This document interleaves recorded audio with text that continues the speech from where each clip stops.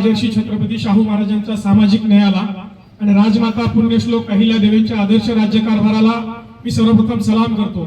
मी सलाम करतो क्रांतीसूर्य महात्मा ज्योतिबा फुलेंच्या समतेच्या तळमळीला आणि क्रांतीज्योती सावित्रीबाई फुलेंच्या स्त्री शिक्षण चळवळीला.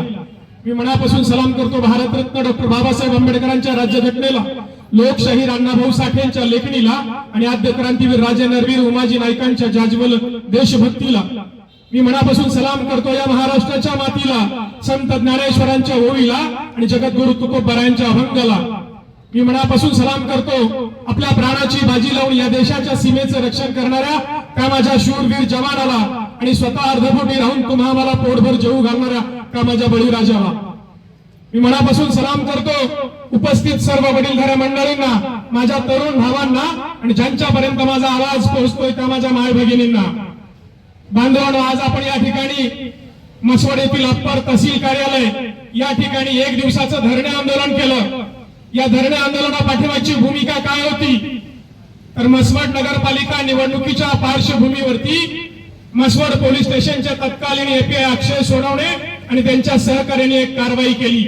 ती कारवाई काय होती तर 3-4 मुलांना त्यांनी दिघंची येथून ताब्यात घेतलं. ती मुलं आपल्याच तालुक्यातली आहेत.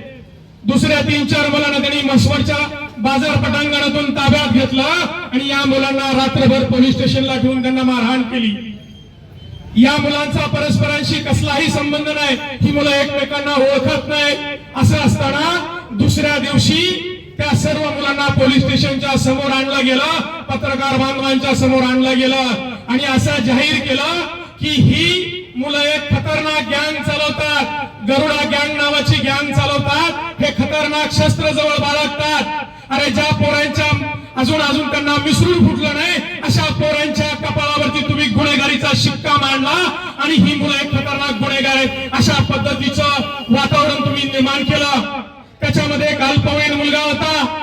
या सर्व मुलांची तुम्ही मसवडच्या बाजारातून धिंड काढली. अरे संविधानाने आणि कायद्याने तुम्हाला कुठल्याही गुन्हेगाराचा, कुठल्याही जो संशयित आहे त्याची धिंड काढण्याचा अधिकार दिलेला नसताना तुम्ही या मुलांची मसवड शहरातून, मसवड बाजारातून धिंड काढली.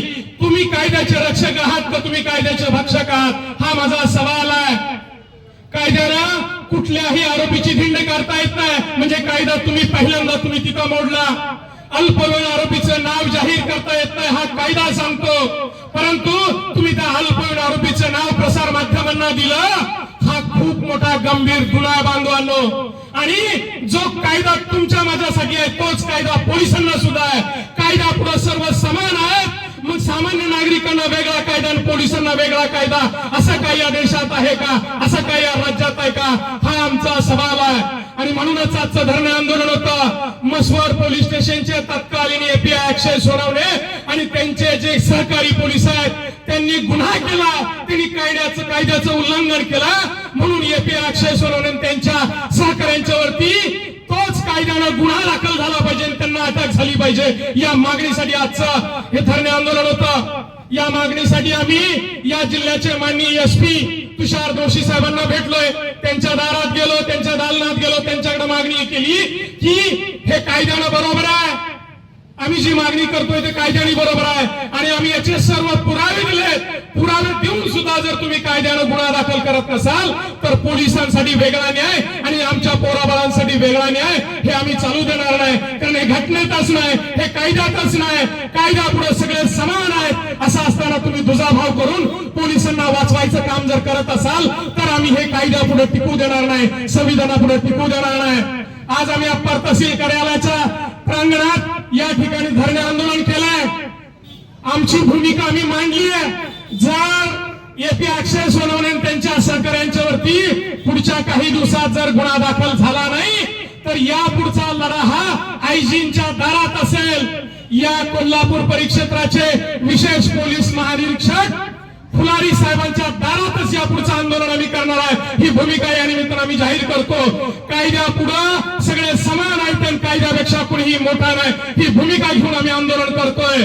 वर्दीच्या आडून तुम्ही आमच्या पोराबाळांना गुन्हेगार ठरवत असाल आणि त्यांचं कुठलंही क्रिमिनल रेकॉर्ड नाही, त्यांची कुठलीही गुन्हेगारी पार्श्वभूमी नसताना तुम्ही त्यांना सुद्धा एक खतरनाक गँग चालवता म्हणून त्यांना तुम्ही जनतेच्या समोर सादर करता आणि त्यांनी मसवडच्या बाजारपेठेतून तुम्ही त्यांची धिंड करता.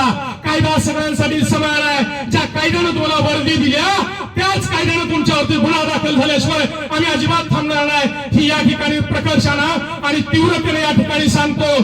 जर त्यांच्यावरती पुढच्या 2-4 दिवसात गुन्हा दाखल झाला नाही तर या पुढचा लढा हा कोल्हापूरच्या आयजींच्या दारात असेल, ही या ठिकाणी मी आपल्या समोर जाहीर करतो. आणि आमच्या पोराबाळांचं आयुष्य आम्ही खरंच गुन्हा केला असेल ना तर आमच्या लाख गुन्हे दाखल करा, आम्ही अजिबात घाबरत नाही. परंतु आमच्यावर खोटे गुन्हे दाखल करून आमच्या माणसांचं आयुष्य उद्ध्वस्त करत असाल, आमच्या तरुण पोरांचं आयुष्य उद्ध्वस्त करत असाल तर त्याच कायद्याचा बडगा दाखवून तुम्हाला हिसका दाखल विषय राहणार नाही. एवढाच अभिमानानं स्वाभिमानानं सांगतो. आपल्या सर्वांची रजा घेतो. जय भीम, जय शिवराय, जय जवान, जय किसान, जय संविधान. थँक्यू.